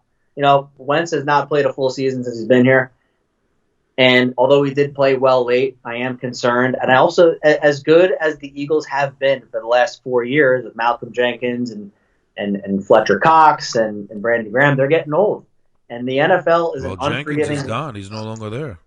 Who is? Who isn't? Jenkins. That's right. So it's an unforgiving league, and you could be a really good defense one year and then next year be exposed. So that could happen in the Eagles. I think the Eagles take a step back. Eagles, to me, are a 7-9 football team. I think Dallas, I think they should run away with this division right now. And I hate to say that. I think the Giants are going to be scrappy. The Giants are going to play some hard football. They're going to compete. But I think Dallas has to be the favorite. I mean, what are your thoughts? Yeah, I kind of agree with you. The Dallas Cowboys obviously have been a team that supposedly was in contention for the last 10 freaking years. Yep. Do we not agree on that? Because they've been all right, but they have but so like much you fun. like you said, on paper they always look good, and then at the end of the season when you're starting to put together your playoff bracket, they're nowhere to be seen. And if they do get in, they're 1 and out. They haven't been to the championship game in 20 years. That's a problem. Yep. This is a team that has competed year in and year out. There's no doubt about it. They've had 10 wins, 11 wins, 12 wins, 9-7, whatever the case is. They've been a winning team. They just up until last year with Jason Garrett, they just haven't been able to get over that hump. Now maybe with Mike McCarthy, they're better coached. Maybe they have a better game plan. Maybe they have a better playbook put together. I don't know, but there's a good chance that with Mike McCarthy being there, things may change and the Dallas Cowboys might run away with this division and possibly even get into the NFC Championship and even win the Super Bowl. Yeah. We don't know that until we see it. They're America's team. They're the highly rated team, the most watched team in football, and yet they haven't been to a championship game in 20 years, 20 plus years. That's true. It's so true. It's amazing because last year they got rid of Jason Garrett now. I mean, finally. And that was really Jerry Jones' guy. Mike McCarthy's not going to have that same leash. It's just not going to happen. I mean, the talent on this team, especially on defense, I mean, the linebacking core in the secondary is a little tough. I mean, they can get had, but they're pretty solid. They had a really good draft too. Dallas has to be the odds-on favorite. They always beat us badly the last couple of years. It's not really competitive. I think the Giants will be more competitive. I think 6-10 is reasonable expectations. If they get to 7-9 and even better than that, I think that's a win. for everybody. We have some good players, a good position, but Dallas has to be the favorite. The problem is they can't get home field advantage for a playoff game, and they have to do that. And they can't get out of that first round. I mean, I think if Dallas can get in and win a round, I think that's going to be good for them because the NFC is wide open. I mean, I think San Francisco, as good as they were, as dominant as they were at the line of scrimmage, they lost to Forrest Buckner. That's a big loss. They've lost guys, and whenever you win as much as you win, teams try to poach that talent away. So, and Jimmy Garoppolo, he had some good games, but they rely heavy on the run. Are these running backs going to be as good? Do they have injuries? I think San Fran could come down to earth. You still got the Rams. Rams are, they were competitive last year, not as good as the year before, but they're still there. The Falcons are interesting. I mean, the Falcons got Todd Gurley. The Falcons got an elite offense. They got to get better on defense, but they're intriguing. The Bucs, Tom Brady, Rob Gronkowski, and you have that offense. Well, they had Jameis Winston who threw 30 picks last year. That's not going to happen. I mean, Tom Brady is going to throw maybe 10. So you're looking at a completely different conference. But Dallas is as good as any of these teams.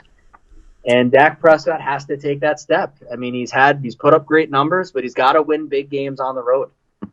But Dallas is as good as anybody. They really are.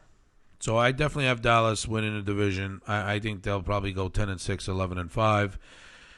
The second place team in this division is the tricky part for me because the Eagles last year, they won the division, but again, they were hit with so many injuries last year. They just can't stay healthy year in and year out. They're always battling adversity come at the end of the season with the injuries, whether it's Carson Wentz or it's Hurts, or their receiving corps was decimated last year. They had nobody. The receivers that Wentz was throwing to towards the end of the season last year, like I couldn't even name one right now because they were nobodies. Never heard of them before. And yet they still won the division. And that's all on the Cowboys because the Cowboys should have been the team that went to won the division, but they didn't. So I'm having a little problem with who's going to be the second place team in this division and get the wild card. Right now, with the way the Eagles, like you said, the Eagles are very well coached with Doug Peterson there. That's probably one of the best coaches in the NFL, but they have to somehow, some way stay healthy. Again, going back to that Hurts pick at 53 didn't make sense to me. The one thing the only way I can make sense of that pick is, and not at 53, maybe later on in the draft, but think about it. In 4 years, when Jalen Hurts' rookie contract expires, it's when Carson Wentz's contract will expire. So there's a good chance that Hurts might be sitting for the next 3-4 years, leading up to a possible starting position. That's something to look at. Maybe that's something that the Eagles are looking towards because they feel that the skill set that Hurts brings to the Eagles is what they're looking for in a quarterback. I don't know. Maybe, maybe not. I don't know. But I think the Giants, with the additions that they made on defense, with Fackrell and Martinez and Bradbury, and now the draft picks that they're bringing in, possible DeAndre Baker improving and Sam Beal improving, and contributing to this team and playing better defense and getting more 3-and-outs against offenses, and possibly allowing the offense to work and with the additions of the offensive tackles and through the draft, that the Giants might be able to keep the offense on the field longer. So these are all things that you take into consideration when you think about the Giants, and this is where I give the Giants a slight edge over the Eagles. So I think the Giants, I'm not counting on it. I'm just saying I just think with the Eagles and their bad luck year in and year out with the injuries, I think the Giants might be able to slip into the wild card spot as an 8-8, possibly 9-7 team. That's if everything falls into place. Otherwise, the Eagles probably get in as the wild card. And obviously the Redskins are going to finish last because they're still the laughingstock of the league. They're a dysfunctional team. They've got an owner who thinks he knows it all. He wants to run a draft. He wants to sign the free agents.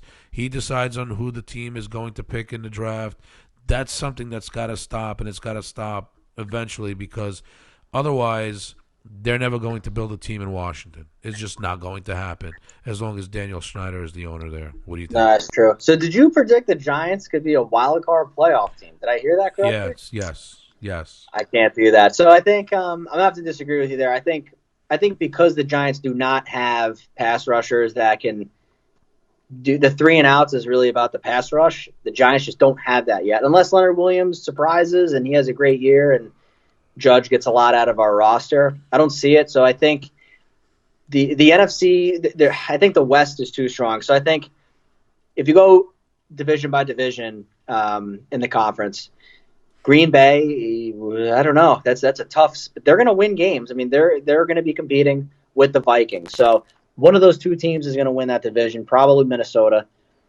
The West is loaded. I mean, the Cardinals are going to be really good. You got an explosive. Are they doing the extra wild card this year or no?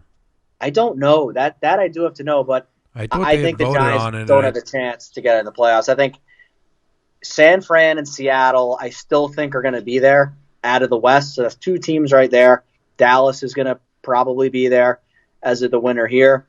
The North, you could have the Vikings and the Packers, but the South, the Saints and the Bucks have to be a legitimate. The Bucks and the Saints have to be in the conversation. So yep. I think the Giants, because of there's just too many other good divisions. I think the NFC West and the South will have two teams available, and by default, the other divisions will get in. So I don't think.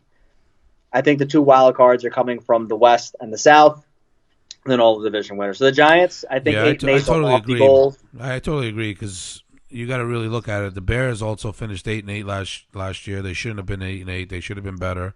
They're a team that you need to consider in that conversation. The Atlanta Falcons, you have to put in that conversation because they're an explosive offense. They might not have the defense, but they can always score. And Tampa Bay with the additions of Tom Brady and Rob Gronkowski. Yeah, that's a crazy division. And Carolina is the only team in this draft that drafted only defensive players. Yeah, they didn't draft one offensive player. That's a rebuilding program. Teddy Bridgewater is not going to be the QB of the future. That's a bridge quarterback. So, when the draft comes around, probably next year, the year after, they will take a quarterback. So the Carolina is going to struggle.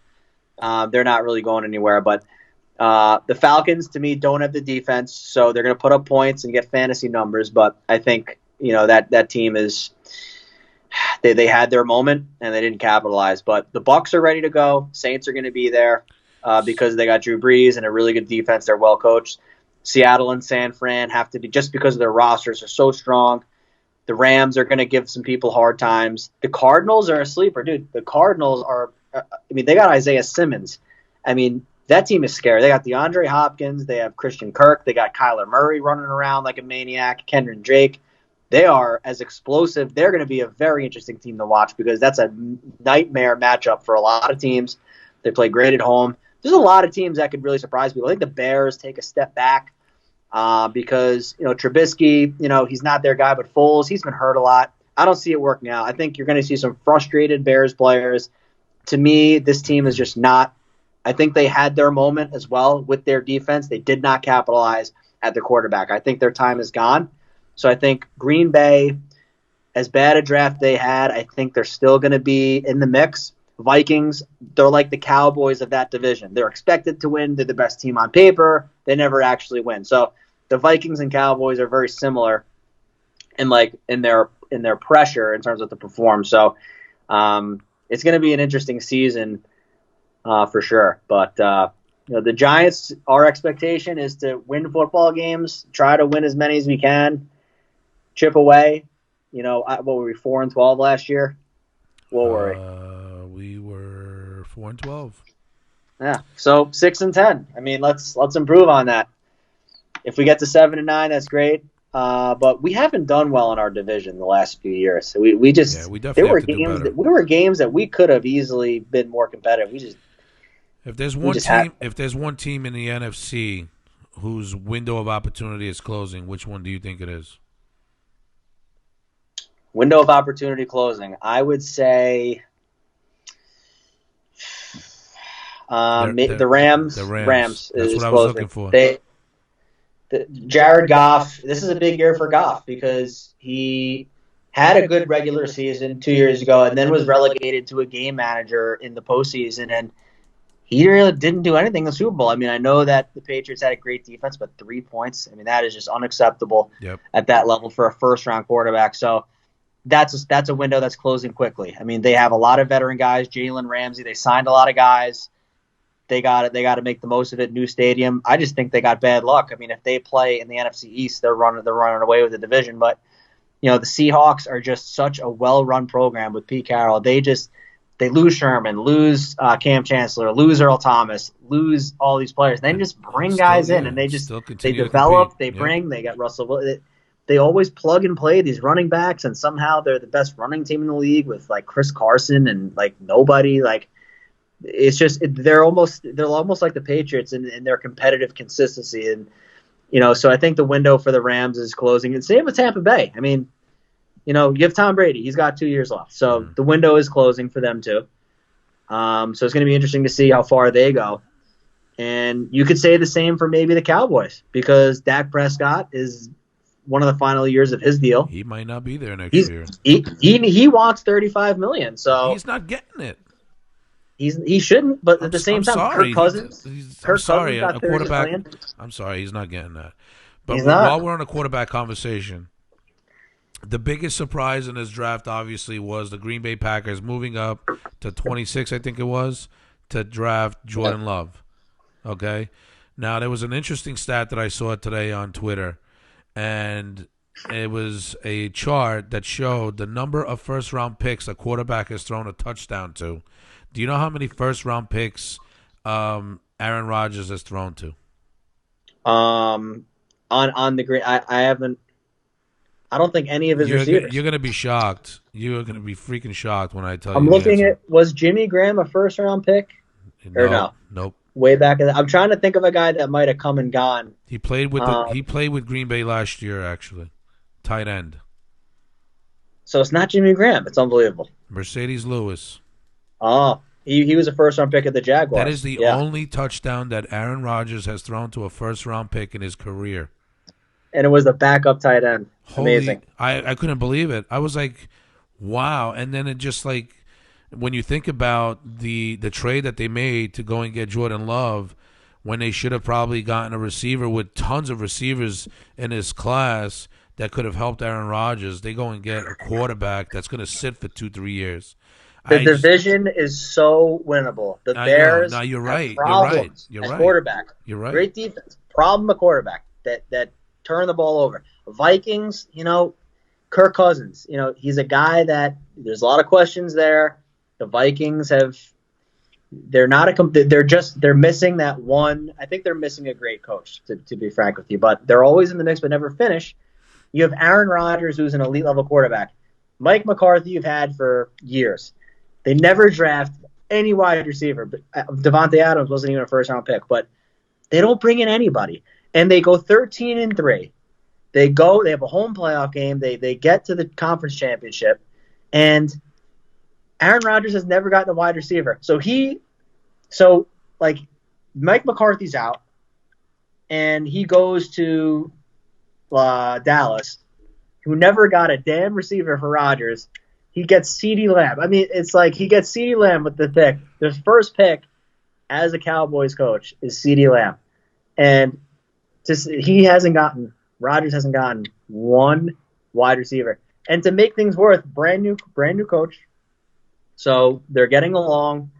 They seem to be getting along on the field. And to trade up to get a quarterback who, by the way, he didn't have a great year last year. He led the FBS in interceptions, so he's a guy with a lot of skills, but he's got a lot of downside and upside. So he very interesting. He definitely needs some work, that's for sure. That's the window. Talk about windows. That window's closing. So the Green Bay you're Packers? going to see Aaron Rodgers is going to dip after this season, or maybe before. Who knows? He's not staying. He is not staying. And that's sad because he's got 3 years left on his contract. There's no way Jordan Love starts within the next 2 years. Yeah, There's no but way. He he's needs a not. lot of work. But you can't. You if you're trading up, if you're a Green Bay, you're trading up. It's not like years ago when Brett Favre and you wait 3 years. It doesn't happen anymore. You're using that draft capital in the first round. You're trading up for it. So you're sacrificing other picks of other positions in need, and you're getting Jordan Love, who, mobile quarterback, but he ain't gonna play. Rodgers is not okay. He's gonna request a trade, so he's gonna do what Tom Brady did. I predict by next year Rodgers is somewhere else. A team that interests me is the Titans. I know they signed Tannehill, but they can move him for Rodgers. I can see him on the Titans. I can see him on the Browns. Let's just say Baker Mayfield doesn't have a great year. They got a lot of talent on offense. They got a pretty good defense too. Might go to the Browns. Maybe the Steelers. Ben Roethlisberger, he might be his last year. Might be a transition. The Colts. Maybe the Pittsburgh Steelers. They only have Rivers for 1 year. Yeah. So I know they drafted Eason, but I don't know if what Eason's about going to be ready. The Patriots too? Patriots there's a possibility. But I think Cam Newton goes to the Pats. I think that's what ends up happening. Cam Newton goes where? I think Cam Newton might go to the Patriots. You think so? Yeah, I think Josh McDaniels. I think they talked Bill Belichick into signing him, huh? You think? I think you can't. When you look at the rings on the finger, I think that'd be perfect for Cam Newton. Yeah. While we're on the subject, let's go over the AFC real quick. We already spoke about Tom Brady heading to Tampa Bay. Gronkowski comes out of retirement, and he says the only stipulation is if I come out of retirement, I want to go join my bend-over buddy, Tom Brady in Tampa. So they trade him to Tampa. What's your take on the AFC East now? Is this a time for one of the other AFC teams to finally jump over the New England Patriots, or do you think that the New England Patriots are still the team to beat in the East?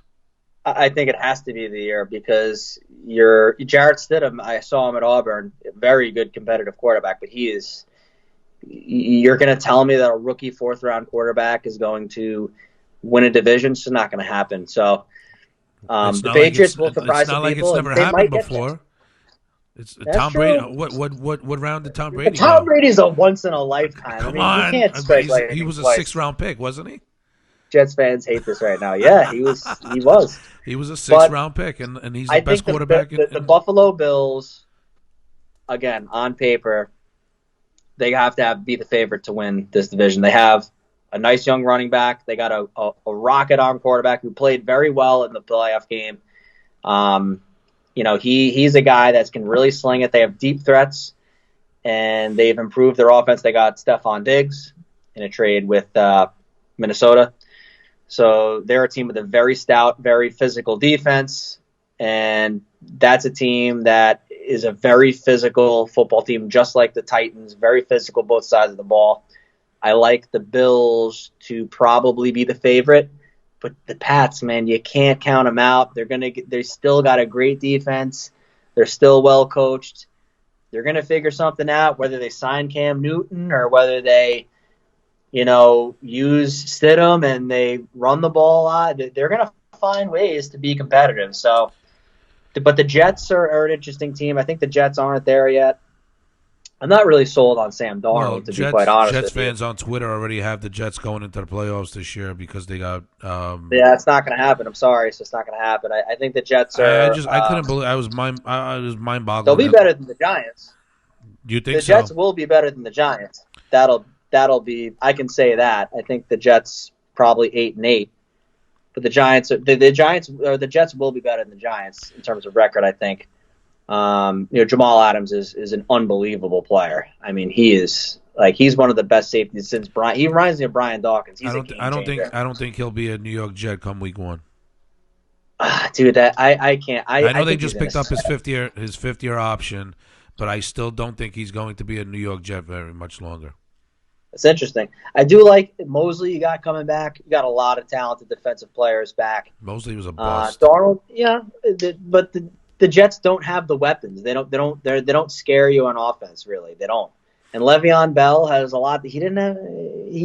These running backs, once they get past 27, they're just not the same. I don't think the Jets are going to score enough points. I think the Bills can score enough points when it matters. I think Josh Allen, to me, with his legs, running the football, converting third downs, they're going to win a lot of games. I think the Bills are going to beat up on the Jets. I think the Pats, they're going to only go so far on their name before teams start to believe that they can actually beat them. So, but then again, the Pats could be 12-4 and win the division like every year, and that would not surprise anybody. This is the way I see the AFC East. I think the Patriots can still win the division.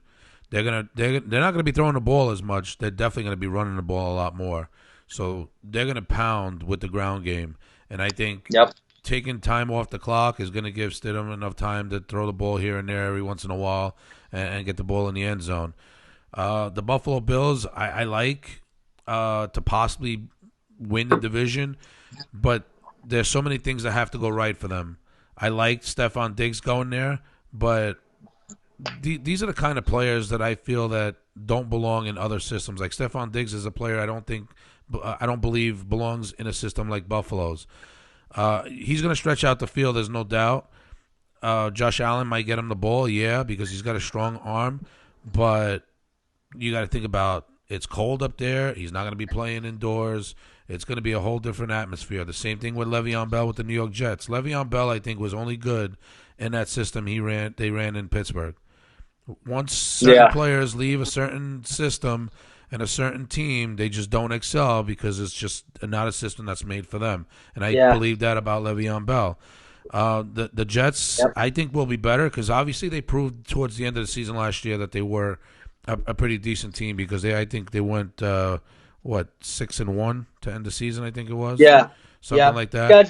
Schedule was favorable, but they did finish out strong. So you got to give them credit. I think their coaching is a big question mark to me. Gase is just I don't like him. Weird dude. I just don't like him. He's not credible to me. I don't know what it is about him. I think the Jets made a mistake. They should have just went and hired Mike McCarthy.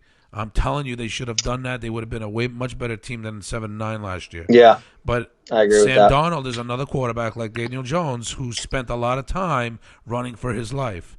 They get who do you get? Mekhi Becton. So he's going to help. But they still need a whole lot more help on that offensive line. Becton is not going to do it on his own. So they still have to keep building that offensive line. And as they progress, I think Darnold will get better. And if that offensive line doesn't get better, Darnold is just going to regress. I'm sorry. It's just the way I look at it. Darnold is only going to be as good as his offensive line is going to allow him to be. They went and got, Higgins, the wide receiver. He's definitely going to, I think it was Higgins. No, they didn't get Higgins. I'd have to check, but. Mims. Mims. Good player. Mims. Really good player. He's a good receiver. They get him another option for the passing game, but again, they lost Robbie Anderson too, and Anderson developed some chemistry. But Jets aren't there yet. I think the Jets are a good team. They're a physical team. They're going to win games. I think the Bills. The Bills have. They should be the favorite unless you have a gem in Stidham. It all depends on Stidham. Or if they get Cam Newton. But if the Pats get Cam Newton, I think with Belichick, the short passes, I think Cam Newton can excel at that. And he can move around the pocket a little bit, extend plays, and some of the playmakers that the Patriots have can maybe be more involved. The problem with Brady was he wasn't protected well last year. So the offensive line is still an issue. So I think the most complete team on paper is the Bills. Again, that doesn't mean they win the division, but I think the Bills first. I would say Pats second, chomping at the heels, and the Jets are probably right behind the Pats. And then you got Miami, who is, they're going to compete and win games. Tua Tagovailoa, good situation or bad situation? I think it's good. I think it's a good situation because Ryan Fitzpatrick is the best, backup, guy to mentor a guy like that, and it's a good situation because the Dolphins are overachieved last year. He's not expected to be the savior like right now. I just don't see that. Miami is more of a laid back city. I don't see a ton of pressure on him. I think Fitzpatrick maybe starts the year. Season. I don't think Tua ever sees a start this coming season. If they're competitive and they're just losing games because of the quarterback, I think he could. But I would agree with you. I They think want to try to keep him. They want to try to keep him healthy at least through the first season. At least allow him to heal from the hip surgery that he had this offseason. Yep. AFC North. Obviously, Baltimore is the team to beat in his division. The Pittsburgh Steelers obviously have Ben Roethlisberger coming back. They probably should be better than 8-8. The Cleveland Browns disappointed us a lot. They should have been better than 6-10. Head coach comes in first season, gets fired at the end of the season. He's gone. Stefanski is now the head coach there. And again, another first year coach going to a Cleveland Browns team. This is one of those teams that I feel is dysfunctional, just like the Detroit Lions and the Washington Redskins. And the Cincinnati Bengals, they picked Joe Burrow. Was Joe Burrow the best quarterback in his draft class? Maybe not. They take Burrow because obviously they were spooked about Tagovailoa's health issues. So how long is it going to be before Burrow starts, with the Cincinnati Bengals? Does he start from day one and they trade Dalton? And if they do trade Dalton, where is he going to end up? I mean, there's a lot of question marks in with those bottom AFC North teams. No, I agree. I think Joe Burrow starts the first game, and I think they do move Dalton. Dalton, I think the Patriots have shown interest in Dalton, but Dalton's going to play, and he's going to go to a team that does need an extra quarterback, whether as a backup or like a bridge starter.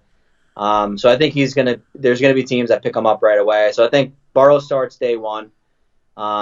Cincinnati's not going anywhere. They're not winning a lot of games, but they do have a lot of nice young pieces that they added. Browns are dysfunctional. Odell, I don't know how long he's going to be there. I mean, they just don't have it together.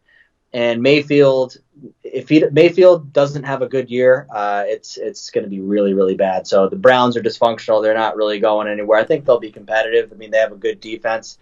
They have some talent, first-round talent all over the board, but they just don't play as a unit. And they don't have a team real vibe there. So I think it's going to be between Baltimore should run away with the division.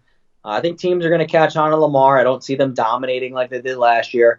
He also, listen, you knock on wood, the guy is running around a lot, and he's very lean. We discussed this last year at the draft or 2 years ago, and listen, I mean, he's a guy that you don't know how long he's going to last playing this style. It's very difficult, but they brought in J.K. Dobbins with Ingram. They're going to be explosive. They're going to put up a lot of points. They're going to win a lot of games. They're going to win the division. The Steelers, they have talent, but that's a team right there where, they have to think about moving on from Roethlisberger. And I think the injuries that they get consistently throughout the years, I see them being competitive, but they're not going to make. I think this is running away with. That's a hell of a draft class, huh? What is it, 16, 17 years ago? Phillip Rivers, Eli Manning, Ben Roethlisberger, yeah. Roethlisberger's got 3 Super Bowl appearances. Eli's got 2, and Rivers obviously has none. Yeah. Of the 3, who do you think is the best of the 3? Man, I mean, I'm biased and I'm going to say Eli, but Ben Roethlisberger had some very impressive statistical seasons, especially with some of these, more recent teams with Antonio Brown and Le'Veon Bell and other guys. So statistically, Roethlisberger might be the best. Rivers also statistically was great, but Eli in big moments and big games probably has more memorable moments, although Ben Roethlisberger, that touchdown pass at the end to Santonio Holmes is up there as well. So I think they're all about tied because Phillip Rivers' regular season's consistency might be the best out of all 3 because he's perennially a Pro Bowl quarterback with his stats. They just could never. But he's never been to the big. They could never. He never went to the big game, right? So, but you have that consistency of Rivers and just being just a statistically really, really good quarterback. Roethlisberger had big years, had okay years, had injuries. The toughness of Roethlisberger, being able to, he's as much as you don't like the guy sometimes, but he's just going to play. So I would give Roethlisberger, trying to be objective here, the slight edge. And I'd put Eli a little bit above Rivers, just because you got 2 Super Bowl MVPs. So Yep. I Yep. put Ben Roethlisberger and then Eli and then Philip Rivers. All right, let's finish this off with the AFC South and AFC West. AFC South, obviously the Houston Texans winning the division last year. Tennessee was 9-7 in the wild card. The Colts could have snuck in the playoffs, but injury bug at the end of the season there cost them probably. And now with Philip Rivers coming in as the quarterback in 2020, it might be a totally different story. So and in Jacksonville, you never know. They got Minshew as the quarterback. Nick Foles is gone. I don't know what kind of team they're gonna have, but it's a tough division to pick because there's some good talent here. I think Houston, even losing DeAndre Hopkins and bringing in Braden Cooks, and they have David Johnson. I don't know what David Johnson is going to bring to the team. I thought it was a lopsided trade, if you ask me. I don't know what Bill O'Brien was thinking in that situation, but you know what? Ultimately, that's going to determine whether he keeps his job or not after the 2020 season. Tennessee had a good season. Tannehill had probably a good breakout year. They signed him a 2-year extension, so he'll be back. We'll see if he improves on a 9-7 record. And like I said, Indianapolis at 7-9 last year, and now with Philip Rivers coming in, leading this offense, they might give some of those teams ahead of them some trouble. Yeah, I agree with those good points. I think Tennessee and the Colts are going to be competing for the division. Jacksonville, they're out of sorts. They lost a lot of defensive talent. They had a great small window there, and they just were not able to capitalize. Lost too many guys. I think they'll be scrappy, and they're going to win some games, but I think they're going to blow that up. My prediction is a couple of those big-time defensive players, Miles Jack and Ngakoue, they're all going to be moving on, and they'll rebuild. So Jacksonville ain't going anywhere. The Texans, I think they took a big step back with losing DeAndre Hopkins. David Johnson is finished, in my opinion. He is very good couple years with Arizona, but he is not going to be much of an impact player for me at all. I'd be shocked if he really has any kind of impact at all. I just think it's in their head. I think Bill O'Brien is a guy on the hot seat. I think whenever you have a guy that has that much responsibility over a team, it's not good. If he was a coach of the Jets or Dallas or a big market, he would be gone. So I think the Texans are a team that's going to be a little bit on the downside. Even though they do have Watson, who is a winner, who wants to win, I just don't think they have the players, and I think they're going to be a little bit outmatched. So I don't think they're much of a factor. But Tennessee is going to be a big factor because they're well coached. They got a very, very physical defense, and they got Derrick Henry, who teams are just not stopping very often. So the Tennessee is going to be there. They don't have enough offensive weapons, and Tannehill is not the guy that's going to put up 35. So they're not going to win like 13 games, but I think they're going to win like 10 games or so and be right there. And I think Philip Rivers, I think they're going to be right there because the Colts are very underrated and slept on team. They have a lot of talent on defense. They got a lot of good offensive players now. So I think the Colts, as long as they can mesh and gel quickly, I see no reason why the Colts can't compete for the division. I think Tennessee is going to I think they're going to go neck and neck. I think Tennessee is maybe a 10-6 team and maybe Indy's 9-7. It's going to be very close between those two teams. That's how I see it. All right, then finally the AFC West. Obviously, Kansas City, the defending Super Bowl champions here. They finished 12-4. Everybody else in the division finished under 500. Denver and the Raiders had decent drafts. I think the Broncos had a better draft than the Raiders did. The Chargers, obviously, selecting Justin Herbert. I don't know what the situation is going to be there, if Tyrod Taylor is going to lead the way for at least the first couple of weeks until, giving Justin Herbert enough time to develop and learn the playbook. But I think Kansas City is the team to beat in this division. The Broncos they got Judy, right, in the draft. Yep. And they also, I think, picked up, what's his face from the Chargers last year, the running back. Melvin Gordon. Yes, they got Melvin Gordon. So they're going to be a team to be reckoned with, at least on the offensive side of the ball. So look for them to at least fight for the wild card spot next year. I think the Raiders might be slightly better. I don't know what Gruden is doing down there. Obviously, he's putting his own stamp on his team. He's been wanting to build his team from the ground up and put his name on it. I think that's what he's done, and that's what he continues to do. It's unfortunate because there was a lot of talent there to begin with when he got there. He traded an assortment of different players, Mack to Chicago, and then what's his face to Dallas, the wide receiver, Jesus. Amari Cooper. Amari Cooper. You know, so there's I don't mind that trade. I think that's fine. Mack was a tough one. But. I know money has a lot to do with it. Mack was a big surprise to me. I couldn't believe it. But again, the Chiefs are the team to beat in this team. I think when it's all said and done, I think the Chiefs probably make another Super Bowl appearance. I would agree with that. The Chiefs, you got the best quarterback in the world who makes plays that no one else can make, and no one can stop their offense because they're just so dynamic. And they got Clyde Edwards-Helaire, who is one of the best running backs in the country, and he's going to be running screens all day long. So the Chiefs are pretty safe in that top spot, even if they don't play their best football. The Chargers are interesting because they have a lot of talent on defense. Derwin James, they got Bosa. I mean, they got premier playmakers on a lot of different areas. And they have Austin Eckler still, who is a very good running back.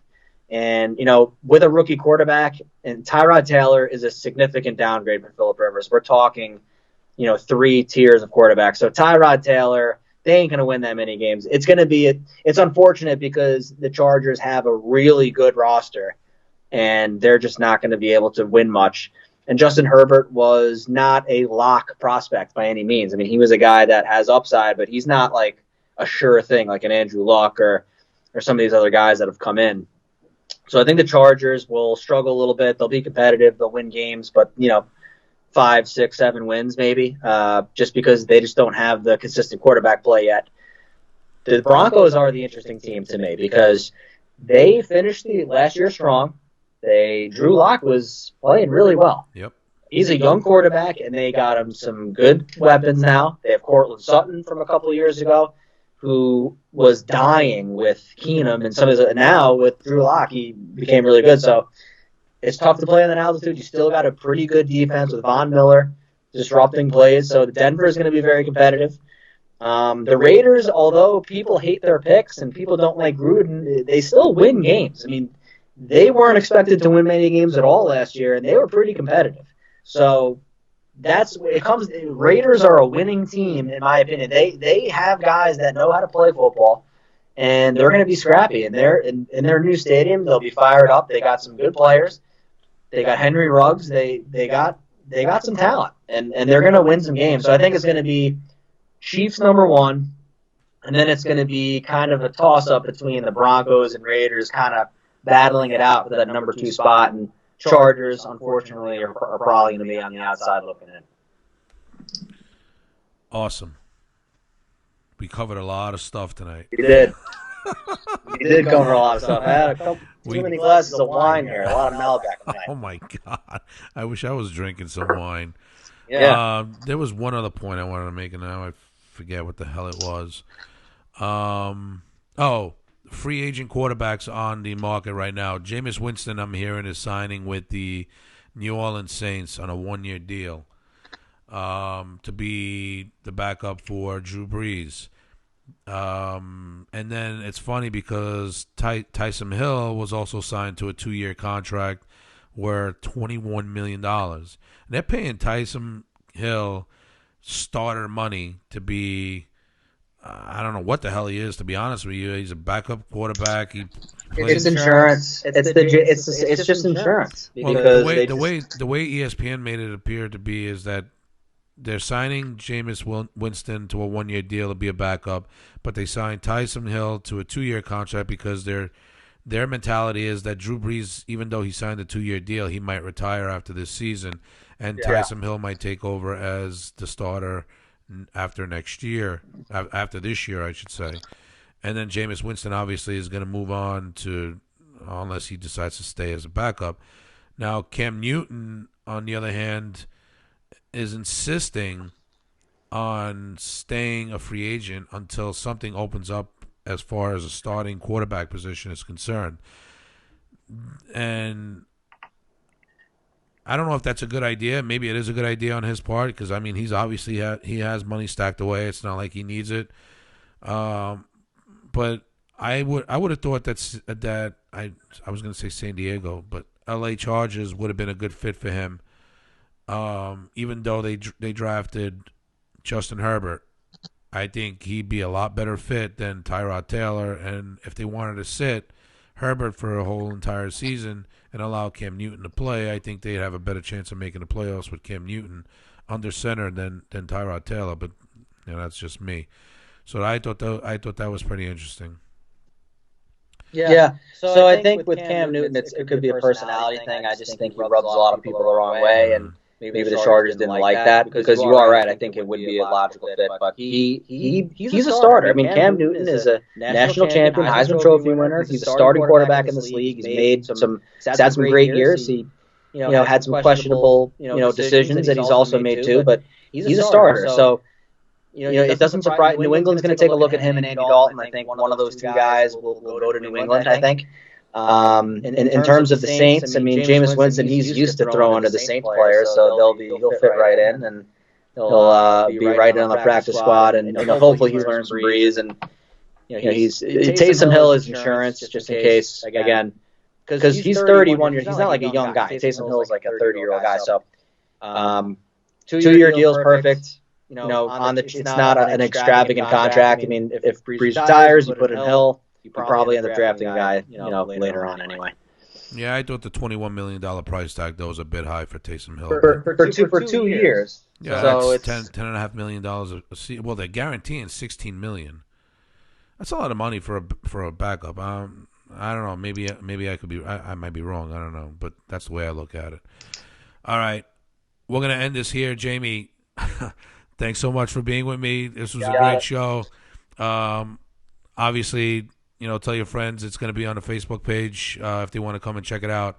But we're going to talk again very soon because obviously, sports is on a freeze right now with the coronavirus and the COVID-19 pandemic that's going on in the country right now.